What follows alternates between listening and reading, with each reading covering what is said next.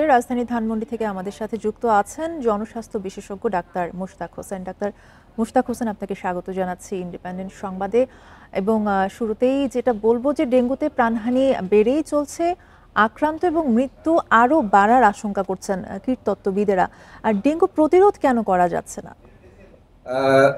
হ্যাঁ, যা বলছিলাম যে দুটো বিষয় আলাদা করে দেখতে হবে। একটা হচ্ছে মশা নিয়ন্ত্রণ করে ডেঙ্গু রোগীর সংখ্যা কমানো, আরেকটা হচ্ছে ডেঙ্গু রোগীর মৃত্যু কমানো। ডেঙ্গু রোগীর মৃত্যুর হার আমরা এখনো পর্যন্ত পৃথিবীর ভিতরে দ্বিতীয় সর্বোচ্চ, ইন্দোনেশিয়া সর্বোচ্চ, বাংলাদেশ তৃতীয়। মৃত্যু কমানো সম্ভব খুব দ্রুতই। এটা হচ্ছে আমাদের চিকিৎসার যে ব্যবস্থাপনাটা আছে, আমাদের ডাক্তার আছে, আমাদের তাদের চিকিৎসা করার সেই অভিজ্ঞতা রয়েছে, যে আমাদের সরঞ্জামাদি আছে।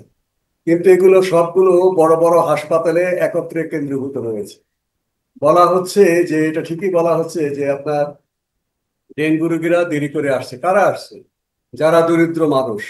এই দরিদ্র মানুষ যেখানে থাকে তাদের কাছাকাছি যদি সরকারিভাবে ডেঙ্গু পরীক্ষা করার ব্যবস্থা হতো বিনামূল্যে অথবা নামমাত্র মূল্যে, তাহলে তার জ্বর হলে সে কিন্তু কাজে যাওয়ার আগে বা কাজে যাওয়ার ফাঁকে সে ডেঙ্গু পরীক্ষাটা করে নিত। ডেঙ্গু শনাক্ত হলে সে যতই দরিদ্র হোক, সে কিন্তু বিশ্রামে থাকতো, তার পরিবারের অন্যরা সেটা তাকে কাভার করতো।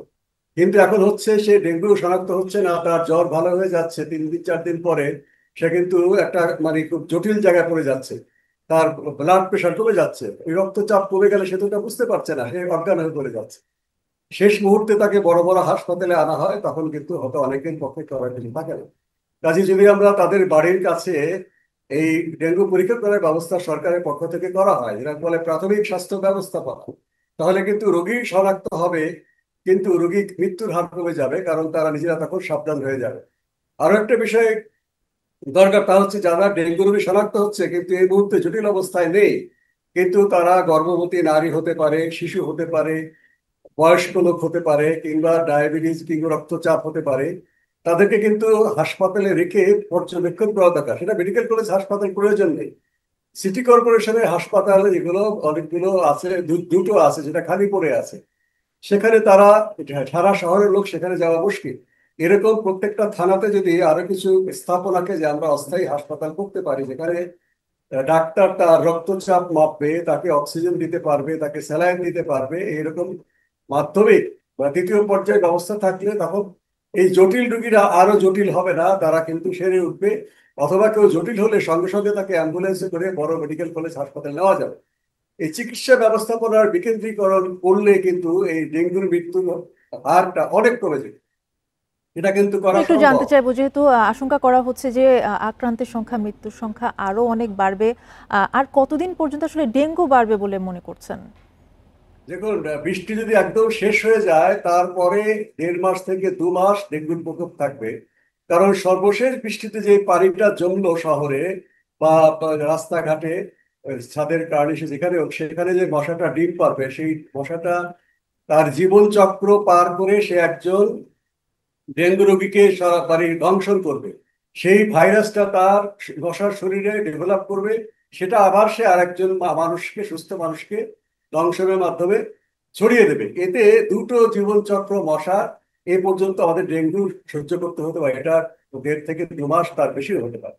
কাজে এই এখনো তো বৃষ্টি মাঝে মাঝে হচ্ছে, কাজে বৃষ্টি একদম শেষ হওয়ার পরে অন্তত পক্ষে 2 মাস আমাদের ডেঙ্গুর প্রকোপ থাকবে, এই আশঙ্কা আমরা করতে পারি। ডেঙ্গু প্রতিরোধে সিটি কর্পোরেশন সহ সরকারি সংস্থাগুলোর যে ব্যর্থতা, এই ব্যর্থতা নিয়ে কি বলবেন? দেখুন, এটা আমি মনে করি নীতিগত ব্যর্থতা। তারা কাজ করছেন অবশ্যই, যারা সিটি কর্পোরেশনের সীমিত কর্মী, তারা কিন্তু কেমিক্যাল সেই ধোঁয়া দিয়ে মশা নিয়ন্ত্রণের চেষ্টা করছেন, এছাড়া তাদের অন্য কোনো জিনিস এখানে নেই। কীটতত্ত্ববিদদের তত্ত্বাবধানে হাজার হাজার ভলান্টিয়ারদেরকে প্রশিক্ষণ দিয়ে বাড়ি ঘরে, তারা নিজেদের এলাকার বাড়ি, নিজের পাড়ার বাড়ি একটা আন্দোলনের মতো একটা অভিযান চালাবে, পরিচ্ছন্নতা অভিযান, শহর এবং গ্রাম একসাথে। সিটি কর্পোরেশনের যদি একটা এলাকাকে আপনি পরিচ্ছন্ন করেন, পাশে এলাকা থেকে মশা চলে আসবে। আর বৃষ্টি তো সব জায়গায় হচ্ছে, কাজে শহর গ্রাম মিলিয়ে ব্যাপক সংখ্যক ছাত্র, তরুণ, যুবকদেরকে স্বেচ্ছাসেবক হিসাবে নিয়ে মানুষকে জানানোই যথেষ্ট নয়। মানুষ সচেতন আছে, কিন্তু হাতে হাতে কাজটা করা দরকার। কর্তৃপক্ষ মিলে, স্বাস্থ্য কর্তৃপক্ষ, সিটি কর্পোরেশন কর্তৃপক্ষ, এন্টোমোলজিস্ট, এপিডেমিওলজিস্ট, পাবলিক হেলথ এক্সপার্ট সবাই মিলে ছাত্রদেরকে প্রশিক্ষণ দিয়ে আমরা যদি কয়েক মাস কাজ করি, ধীরে ধীরে আমরা এই মশার সংখ্যাটা কমাতে পারবো। এতে বেশ সময় লাগবে। এটা কিন্তু এই যেভাবে চলছে, তারা অনেক পরিশ্রম করছেন, পরিশ্রম করার পরেও কিন্তু খুব সীমিত আকারে ফল আসছে। ফল একদম আসছে না তা না, কিন্তু সেই ফলটা আবার একটা বৃষ্টির পরে সেটা নষ্ট হয়ে যাচ্ছে। কাজে এটা আমাদের চালাতে হবে কয়েক বছর। এটা সরকারের নীতিগত সিদ্ধান্ত প্রয়োজন হবে। সিটি কর্পোরেশনের পক্ষে এই সিদ্ধান্ত বা এরকম তাদের রিসোর্স বা নেই, তাদের পক্ষে একা এই কাজটা সমন্বিতভাবে করা সম্ভব না।